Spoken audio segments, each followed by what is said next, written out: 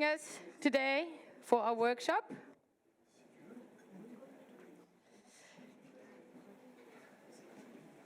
Hello. Okay, so today we don't have the bubbly Lovelda, so I will do my best to moderate our workshop.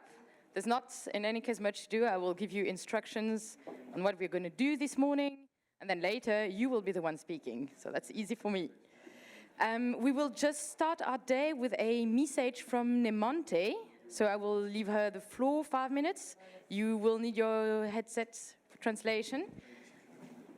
Reminder, translation channels on the screen here. And Nemonte, the floor is yours.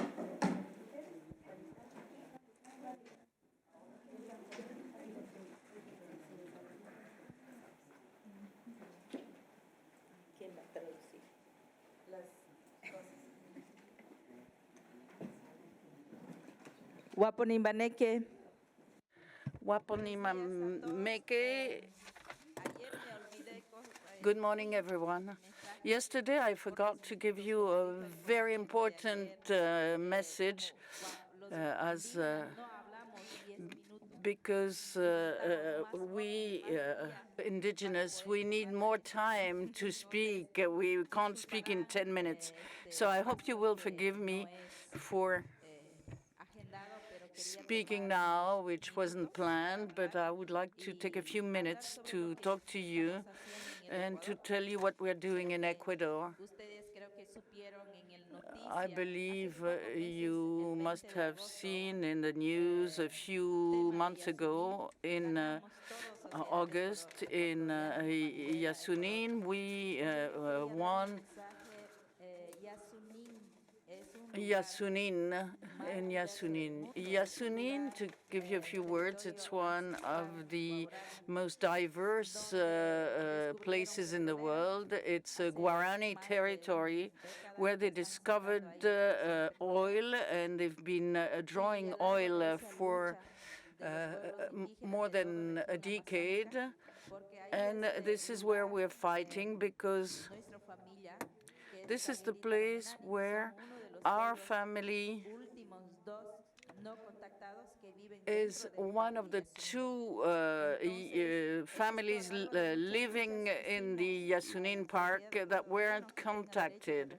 So we fought, saying that we wanted the right to vote in the month of August. It was very difficult for us in the Amazonian region to vote no, because the people voting are the people in Guayaquil, Quito, in the big cities. So what did we do? We joined the whole Amazonian region to be able to act. So what did we say? We got together all women, men, students, activists, and we tried to explain to everyone the importance about the type of life that the families living in the park meant, and this is a sacred land for us. My grandfather is buried there. So we went to all these people, and we said to the company, I know that development means eliminating poverty, but after a decade, we've seen that all it has done has been damage the water, the territory, and it's a cultural shock. So we went to speak and to explain this. We made a film about all this so that people would understand the importance of the indigenous knowledge. And we started campaigning. We started on August 20th. Most of the Ecuadorian society voted yes for society. Yes, for life. We must take care of of our land. And so the yes to Yasunin won 40%. So now there's a new election, a new president in Ecuador. And we hope that thanks to this vote, he's going to enable to give force to our vote. So when he took over his post, he didn't take into account the yes to Yasunin. So our concern is to get together with the rest of the Amazon region. We hope that the Ecuadorian president is going to respect this vote and respect us and not leave us aside. So we are going to start another campaign. We want a global campaign, and we want this petition that won in the referendum to be taken into account, because the president can do whatever he wants. So this petition is going to be launched in December or January. We're going to make a digital campaign asking everybody to vote and to say that the Ecuadorian indigenous families won, and they must have a word in this oil exploitation problem, oil drilling problem, because there's a great diversity in the Yasunin Park. It's not only a sacred land, but it's a place with a lot of biodiversity. So I'm very concerned. So what I'm telling you, as our friends gave us, it's like he said yesterday, what do you want, to sell the trees or to sell your children?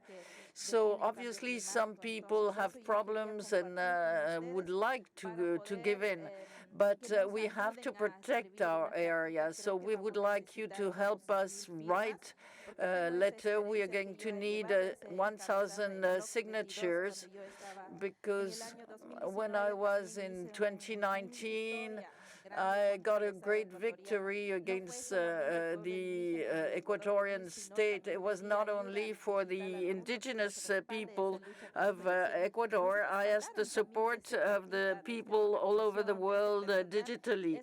So it's very important, and I got a great support at the time. So it wasn't for the Guaranis or only the indigenous people. It was about the life of the human beings, the life of the planet in general. And we got a lot of support at the time.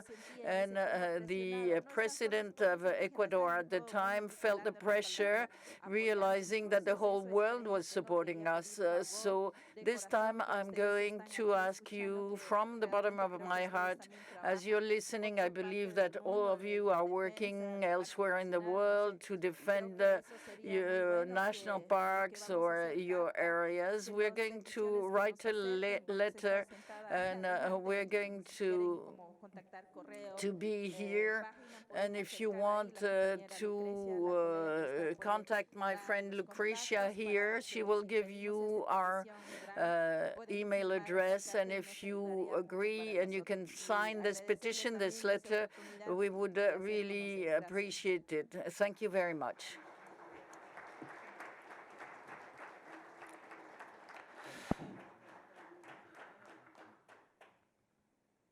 Thank you very much, Nemonte. So you heard a message. If you want to know more, or if you agree, you and your organization, to help them sign the petition so they can save the land that she was mentioning, you can go to Lucrecia. Thank you very much. Okay. So now back to business. We're going to start our workshops. Okay, so yesterday we did ask that you came to me to choose the topic you wanted to work on this morning. Some of you did, and I thank you for that. Most of you didn't. So we're going to split the groups this morning. So the topics are the same as the panels. There are 3 workshops that are going to be at the same time. So choose the one you want to work on. So no surprise here again, same topics as the panels yesterday. The objectives of this workshop this morning for us, I mean, it's to further the discussions on the 3 topics we had yesterday. We want to identify needs, and we would like ideally to get suggestions of concrete, tangible actions. So basically, we want to know what you're doing on the ground or things that you would like to see implemented, things that you need. We want to hear about your perspective. That's what it is about this morning. Okay, now, practically speaking, again, you choose the topic you want to work on. There will be working table per topic, so we will move to separate rooms. Normally maximum 8 people per table so that everyone can be heard. It might even be less people per table. We have proposed one main question for each workshop to help start the conversation, but again, the idea is to hear from you, so you don't necessarily have to respect the question. Per table, we will need one, sorry, that's a mistake here. We need one moderator and one note taker that will also be the person reporting back when we come back in this room. So each table will have a few minutes, between 5 and 10, depending on how many tables we have this morning, to explain the main, to sum up basically what the main takeaway messages of their table was. And we will write down all of it, and we will, well, ideally try to take something concrete out of this morning. In terms of the moderator per table, normally this is a 1-hour workshop time on the table. So the idea we proposed was to make sure that everyone can say their piece, to maybe do a first round around the table, like just a few minutes, maybe 3 to max 5 minutes, or 2 to 3 minutes per person. So everyone says something, and then second round, get more in depth with some of the ideas maybe that the table would like to explore further. Okay, so we are a little bit late, but normally coffee break is at 10:20, and the main information is we are back in this room at 10:50. So you can work longer if you want, it just means a bit less coffee break, but back here at 10:50, so we have time to do reporting back, and then let you go free for the day. Okay, so since we didn't split the groups yesterday, I am going to ask Valentina and Maria, thank you, to please come here on my right in front. They are going to be representing the topic 1. Then I will ask Ishan to come here in front on the left, on my left, and Monica, Wolfgang, and Rabson to go at the back of the room. Les sujets. Bien sûr. There we go. Okay, so now those who want to work on topic 1, you will go with Maria and Valentina. Those who want to work on topic 2, you will go with Ishan, and those who want to work on topic 3, you go at the back of the room. You may stand up and join the group you would like to work on. Thank you.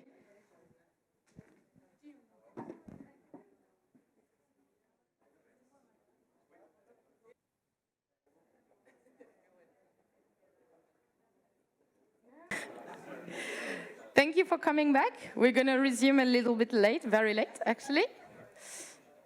Thank you so much for your work this morning. I've heard it was productive. So let's actually hear about all of that now. I think we're going to start with the group that was on workshop 1. If I can have the note taker reporter, Valentina. Perfect. Thank you so much. Yes. So we will have 50 minutes. I believe there were in total 4 groups. 2 of them were a lot bigger. I think we can, let's try to stick to 10 minutes. 10 minutes, doable? Okay, 10 minutes per table.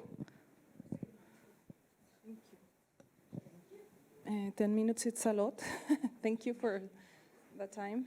Well, basically, it was a very rich and productive table.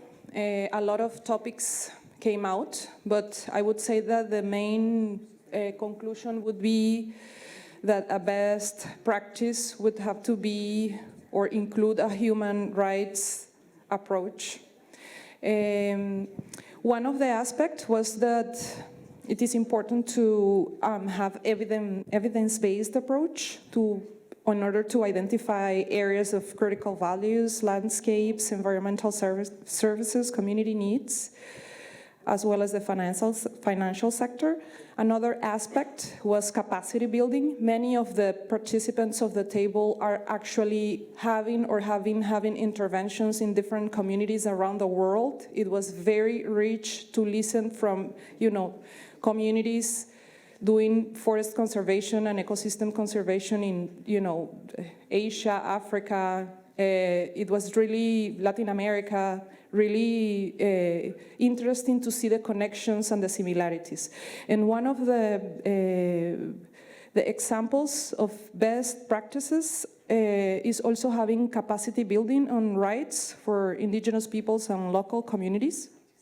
Actually, one of the things that emerged was that when communities know their rights and know about rights violations, the community identifies the challenges, identifies the resources, and is able to protect.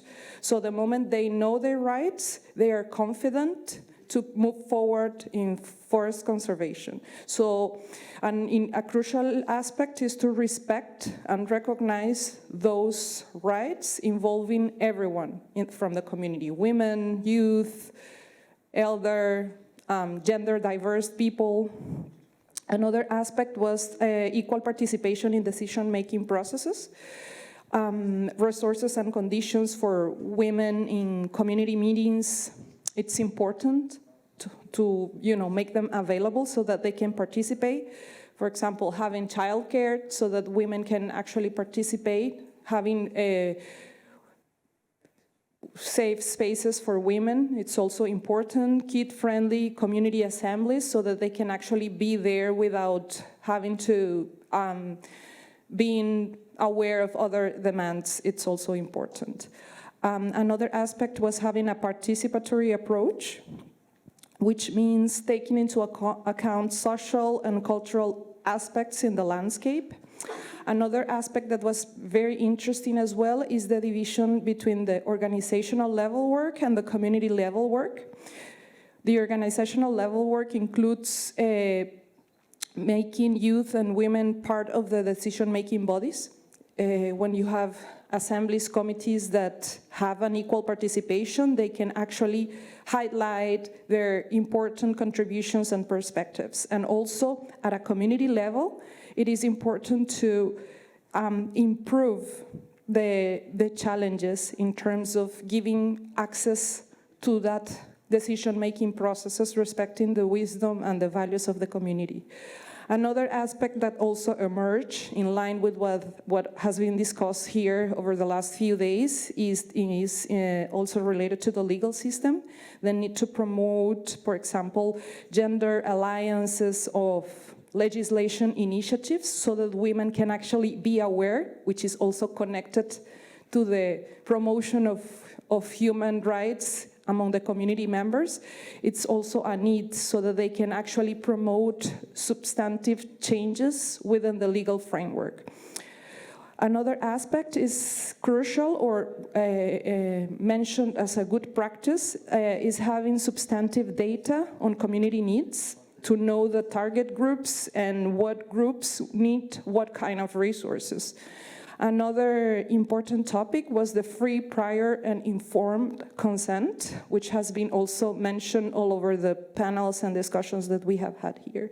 And regarding the needs, to finalize, one thing that really emerged was the need to change perspectives in terms of community work in forest conservation, because some top-down approaches developed whether by state-owned agencies or government agencies or environmental ministries Sometimes there is a tendency to not respect the community and traditional values, wisdom, and knowledge that the community have to develop their own practices. So that's quite a challenge in some landscapes. Another aspect is the lack of participation of indigenous peoples and local communities, substantive participation in conventions and COPs in terms of decision-making processes.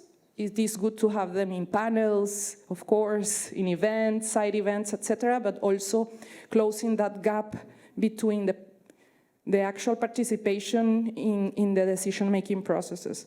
Another aspect that is also a challenge is the need to create women-safe spaces, considering cultures. Sometimes for women, it is difficult to participate in meetings when men are participating. They don't feel safe. They don't feel it as a safe space to express freely. So also consider having free spaces at a local level is fundamental so that those inequalities can actually close. And the lack of financial and gender technical resources is another challenge described. We need to consider financial resources when we plan and implement projects, right? And sometimes those projects, when we go to the ground, we realize that we are not closing the gender gap.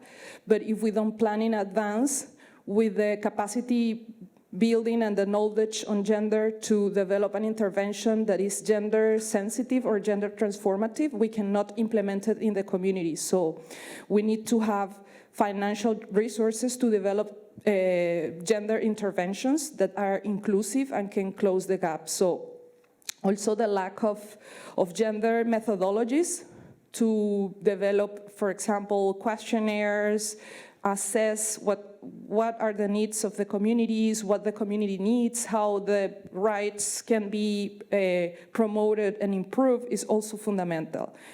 And another two aspects that were also reflect, finally to wrap up, was relations with government.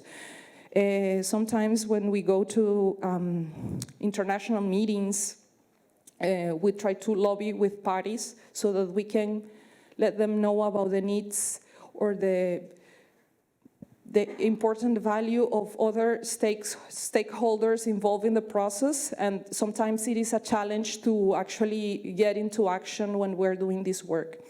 And the conflict of data, sometimes it overlaps between the government data because they do want to sometimes maximize the data to find funds from different sources, and it doesn't match with the CSO or other local community level data. So it is important also to reflect and overcome those challenges. That was it, I think.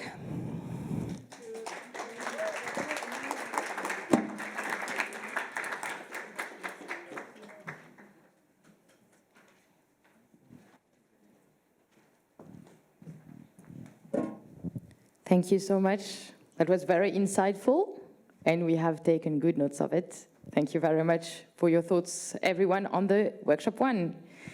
Okay, now we're going to move to the workshop 2. Roberto from IUCN, WCEL, is going to present the outcomes of the workshop 2. Thank you very much.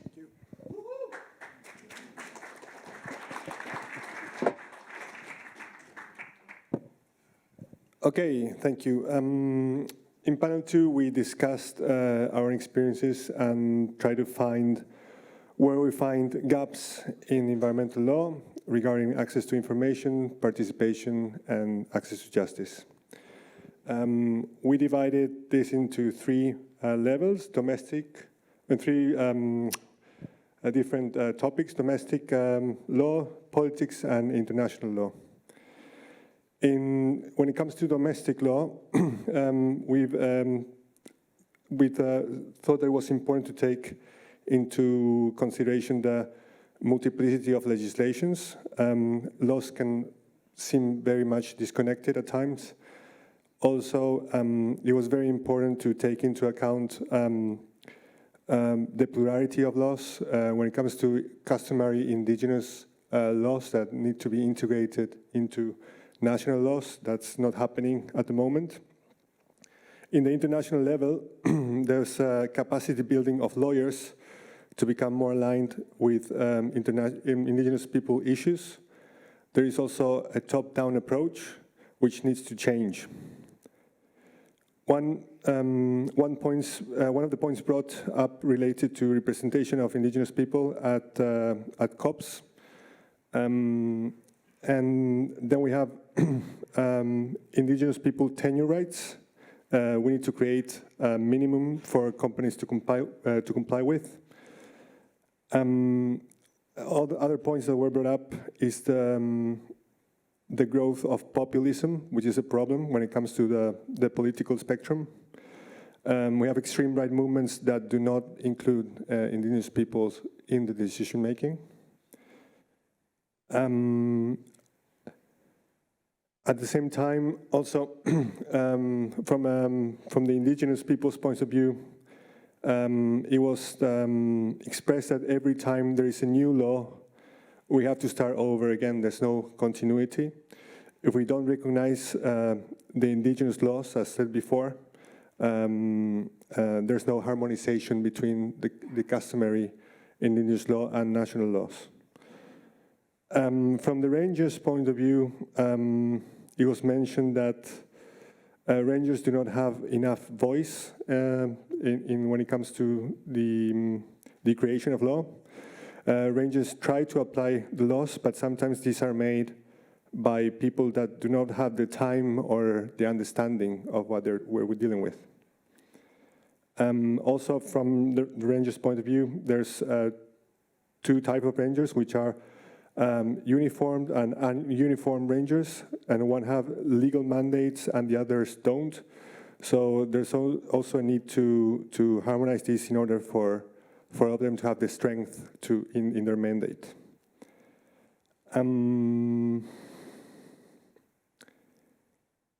Going back to companies, it was said there's an evolution of the private sector liability. This needs to move on.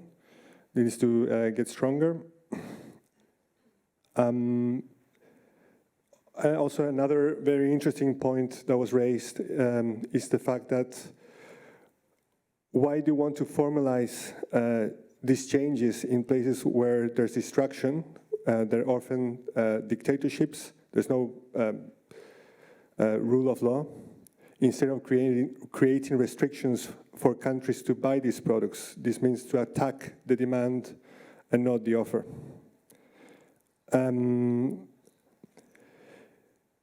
It was then asked if there's access to justice available for indigenous peoples, and the main problem is the lack of funding. It's not profitable for environmental lawyers to do it pro bono, while polluters or companies pay to the best law firms in these countries to defend them. And this makes it very difficult for our case. So in Africa, sometimes you have governments supporting these companies, so the entire system is against you, both the legal system, but also the executive one, which make it almost impossible to bring a case or to win or even bring a case to court. And lastly, yes, going back to companies, the lobbies of oil companies are much more powerful than states sometimes. So this is another reason to balance this power in the international fora, where representation should be given, more representation should be given to indigenous peoples. And yeah, that's everything. I don't know if I forgot everything, and that's okay? Okay, thank you.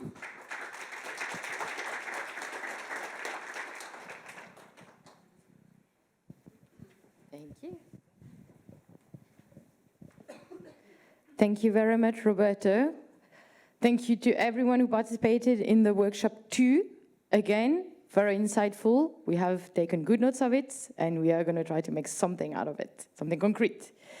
Okay, now we move to the workshop 3. There were 2 tables. We're going to start with the Spanish table. So Monica, on stage. Thank you.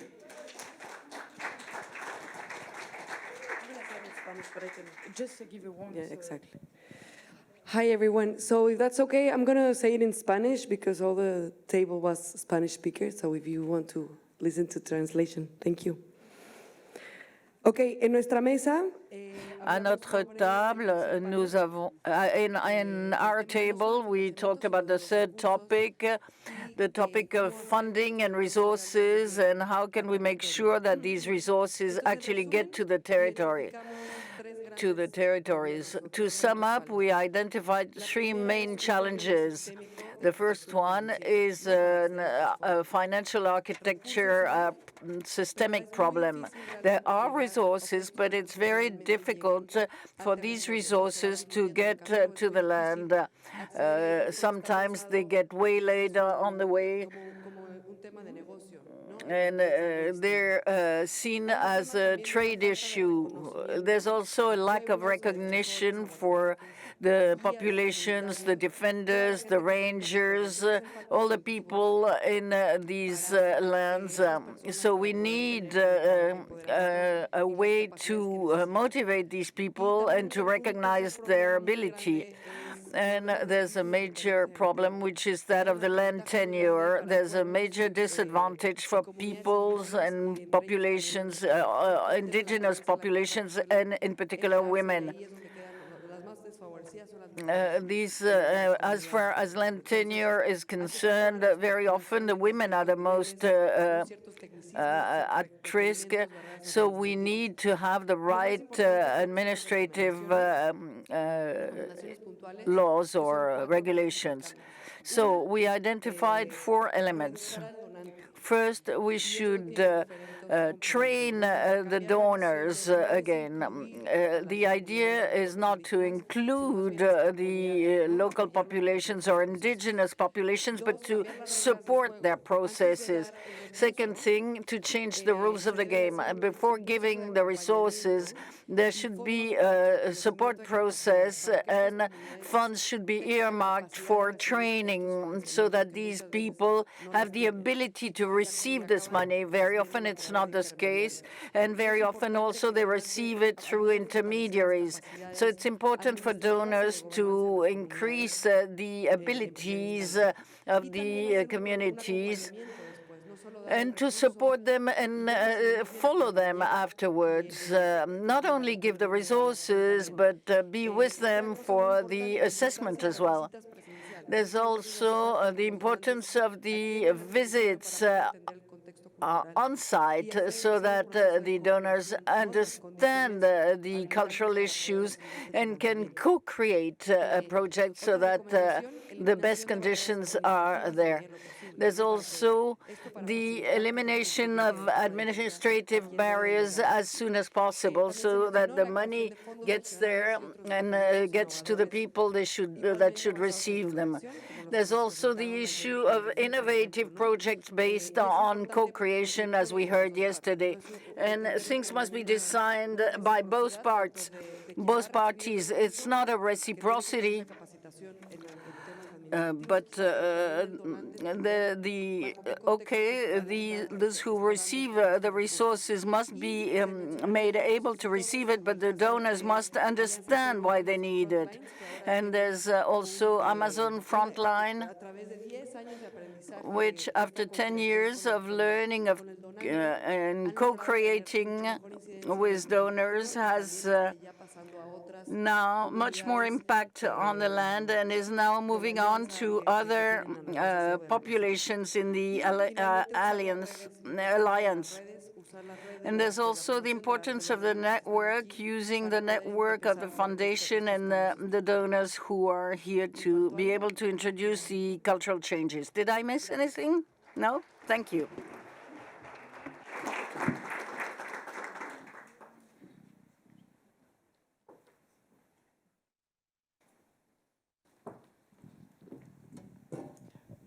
Thank you so much. That was actually super, super clear, a lot of concrete ideas. So thank you to the Spanish-speaking table on workshop 3 for all your great ideas. And now we're moving to the last table. So the note taker for the English, French, Mongolese table, please come on stage. Thank you, Ramson.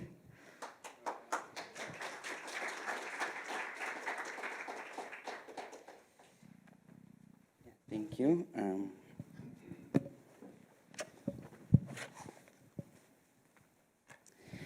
Thank you so much. We had a very diverse group too, and yeah, it was good to discuss from all corners of the world.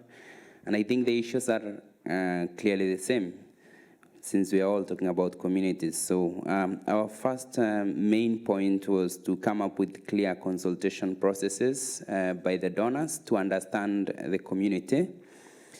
And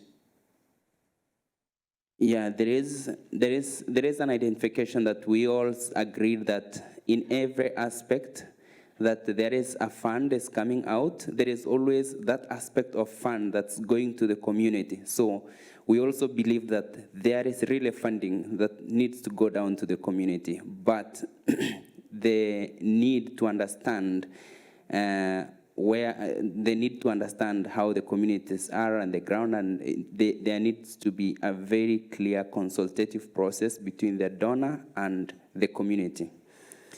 And then the other thing is donors also, there is also an aspect that came still when we were discussing that aspect of finance. And sometimes, you know, the rangers were talking about like a donor wants a video of an environment, coming up with complicated tools such as drones, Land Cruisers, Land Rovers, but there are basic needs that are missing, such as boots for rangers, gloves for the people who are staying in very cold environment. Those are the basic needs, and also the security of their own families.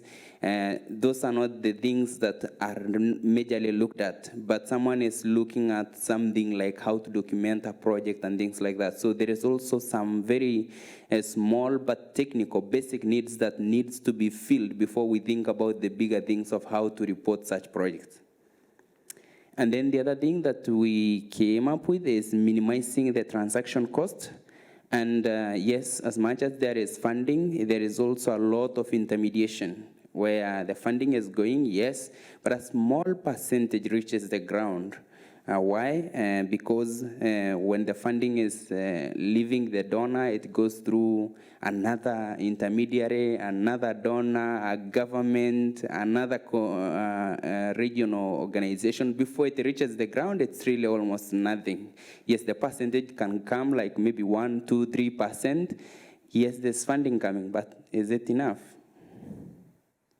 The other thing is identification of resilient grassroots organizations that are not affected by international dynamics such as COVID, for example. COVID has really taught us that when someone is implementing a grassroots organization, transport is cut down, so there is no way for you to continue going to the ground. But if you identify a community at the ground, work will continue whether you are there or not, because there are those resilient organizations at the grassroots. You only need to transfer money and they continue to do the work. So whether there is COVID, there is a war or anything, work will continue. So there is need to also identify that. There is also a clear need to identify what is the funds needed for. In most cases, we are talking about financial flows and everything. It's good that we are also sitting with the people who know what their finance means. And they were saying, like, we should also clearly differentiate grant money and investment money, because they are reported differently. So if you are asking for investment money, know that you need to put things in place to report the money clearly, because you need to show it's business, you know. But when it's grant money, I think the mechanism of reporting those two kind of funds should be different in a way. And quite a lot have been also mentioned by this team that came before.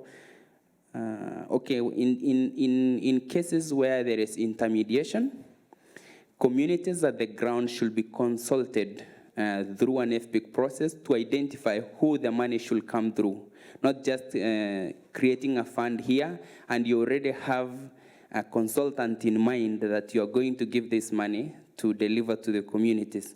Communities who are going to receive this funding should be consulted to identify the channel where the money should come through, whether it's a local organization or whoever they feel safe that this money is going to come to them, they should be consulted so that the money can come through.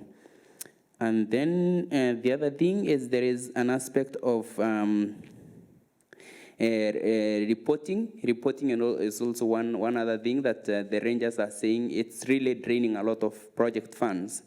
The funds is coming from the donors, but the national government plus the donor, they are demanding for very critical reporting system. So this calls for technical teams to be employed and things like that. And I think there is also an aspect then to train the community in terms of reporting so that they can report their own funding. Because whenever you employ experts who are documenting in videos and things like that, they drain a lot of project money. And to save that, maybe is to go down fast and train the communities to build their own capacity. And then there is also the aspect of the intercultural intermediation. This is where we identified that there is always a goodwill at the community where they want to implement the project in a very good way. But in terms of reporting, maybe, and in terms of reporting, in terms of finance, and maybe even taking pictures and everything like that, they do not connect with the international world. So this one needs to be replicated as well. Before you give funding, it's still connected to the one that I just mentioned before.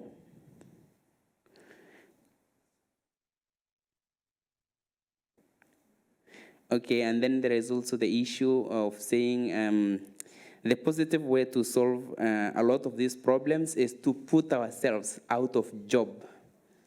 So I don't know what that means, but I will explain it a bit.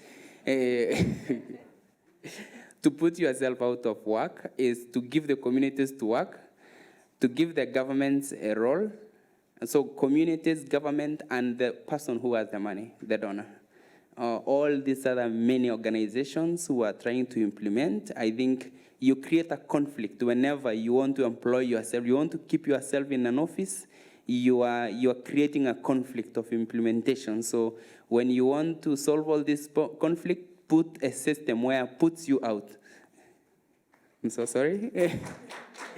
And then we finished with a community ranger story, which I think was fascinating. He said, sometimes we need different modes of transport, such as, he's from Mongolia, I think, such as horses, but donors are coming with sophisticated cars.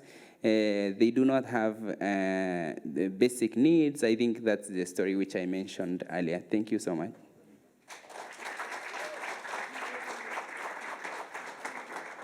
And I will share the notes too. Thank you so much. Again, super insightful, very concrete, and we get a lot to think about. Thank you to the last workshop group. Thank you to all of you for all those amazing ideas. So to be honest, I thought initially we can move to the next slide, please. Thank you. So we're going to move to the concluding session. I thought I would try to sum up a bit, but actually that's definitely not possible. So everything that was said today is super important. I think one of the main messages that I got, at least, is that we have the need to get together, do exactly what we did now, to be aware of each other's needs and try to collaborate together to come up with something that's going to suit actually everyone. Okay, so now I'm just going to call on stage my colleagues from the FCI Partners Organization. So I'm going to get Wolfgang from the Global Forest Coalition, please.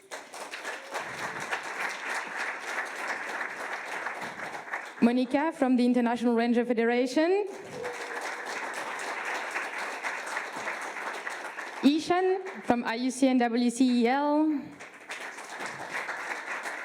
And Ramiro Patsin from the International Indigenous Forum on Biodiversity. So on behalf of the Forest and Communities partners, we want to thank you very, very much for coming to this conference, for listening, and for sharing your perspective. We're really going to try our best to take the outcomes from this morning and try to come up with something concrete that we could implement or share. So in terms of practical, concrete things, these 2-3 days were the inaugural conference of the Forest and Communities Initiative. We are planning to have such a conference every 2 years, so the next one in 2025. And from this conference now, we want to have 2 concrete outcomes, the call for action document that was shared with you and that we discussed yesterday. And we will also have a booklet, a summaries booklet of this conference, including what was discussed this morning in the workshop. This is going to come out as a booklet written, but we're also going to try our best to make infographics out of it so that the messages today can be shared with as many people as possible, and we will most likely also look at translating the English into French, Spanish, Portuguese, so that it can be used and shared within your communities, organizations, and so that it's useful to as many people as possible. Finally, I need to remind or let everyone know, if you didn't know already, that as an initiative, we have a call for projects every year in June. So if you have interesting projects that fit in the objectives of what our initiative is trying to achieve, you can apply. It happens on the website of the Foundation of Prince Albert II. As I said, in June, so next call for project, June 2024. You can apply, and then there's a long process of studying and getting a response from us. Okay, I think that's pretty much it from our perspective. Again, thank you very much for coming. And to really have a proper concluding session, we would like to invite a music group, Raini Piako, apologies if I mispronounce, to have a little bit of a live concert before we all go away back to our lives. Thank you so much.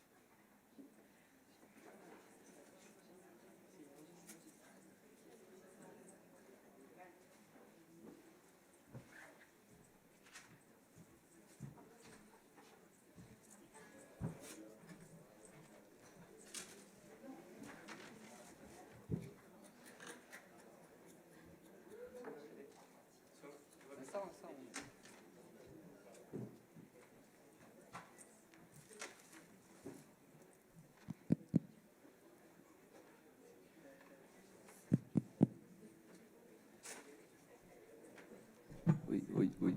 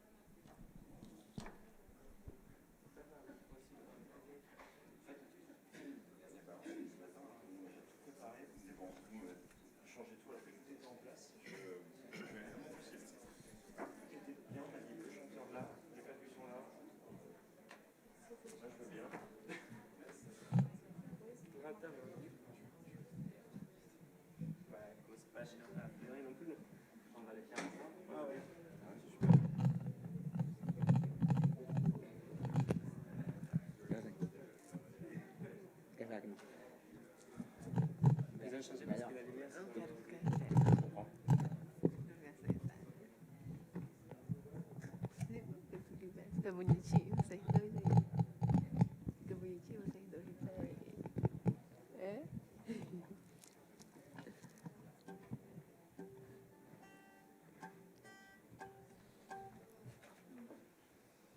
Tu quer tocar? Tu quer tocar? Ah, mas minha cara é cara a luz. É tudo, tá?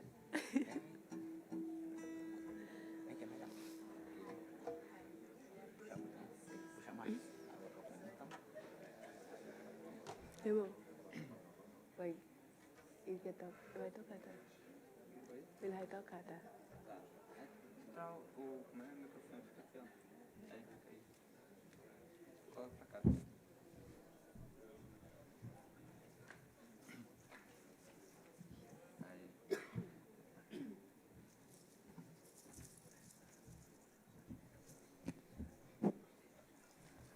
Oi. Então, bom dia a todas. Só Eliane, se pode traduzir.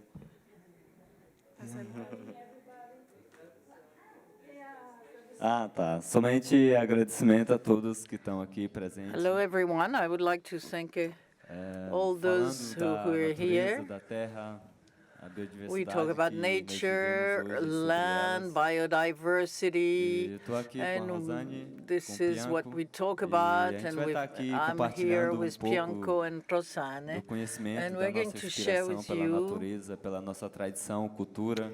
part of our E só knowledge tenho a about agradecer nature mesmo a and cada um de culture vocês and e vamos refletir para o melhor para a of terra, our do que a gente inspiration. possamos I ajudar would like to ela, thank you all cuidar sempre, here. né, We're going de vida to que tem dado think para about cada um de everything nós. we can do to help the land, and as it has given us a lot.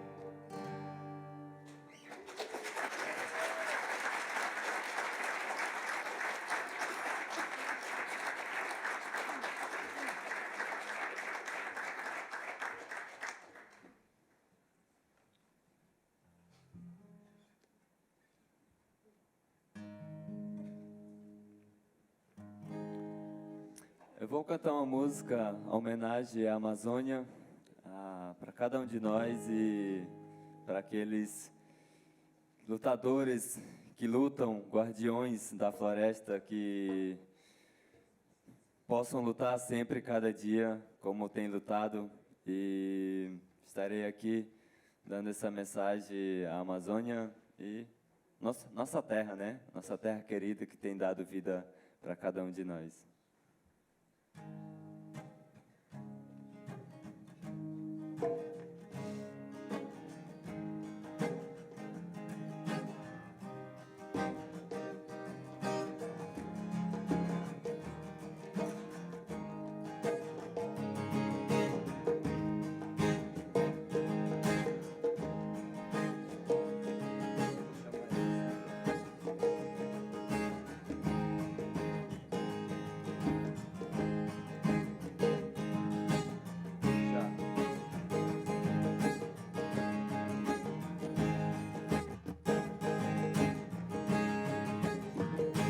A natureza chora, pede socorro.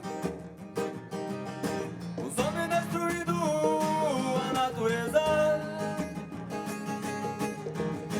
Comanda este planeta, o Amazônia. Vamos junto cuidar dessa flor. Vejo tanta beleza neste planeta que Deus criou pra nós. Nasce fruto, nasce flor, natureza. Nasce fruto, nasce flor, natureza. Natureza divina, natureza eu sou. Natureza vida, natureza.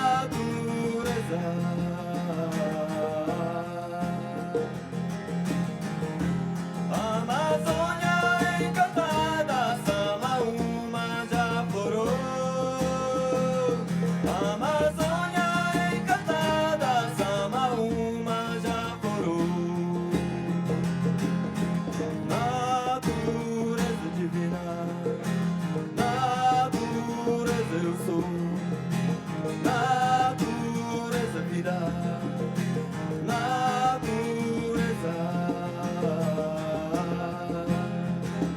Amazônia encantada, sama uma já florou.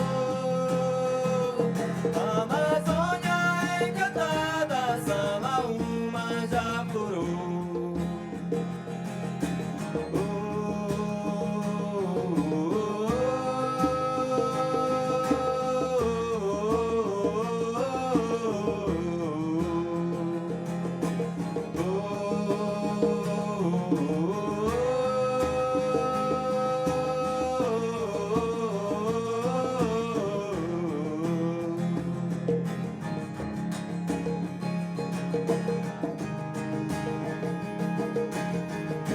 A natureza chora, pede socorro. Os homens destruindo a natureza. Comanda este planeta, o Amazônia. Vamos junto cuidar dessa flor. Vejo tanta beleza neste planeta que Deus criou pra nós. Nasce fruto, nasce flor, natureza. Nasce fruto, nasce flor, natureza. Natureza divina, natureza eu sou. Natureza vida, natureza.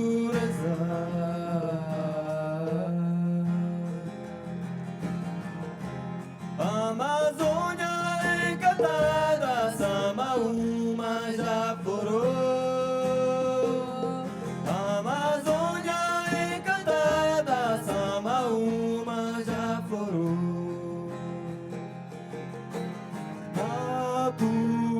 vida, natureza eu sou, natureza vida, natureza.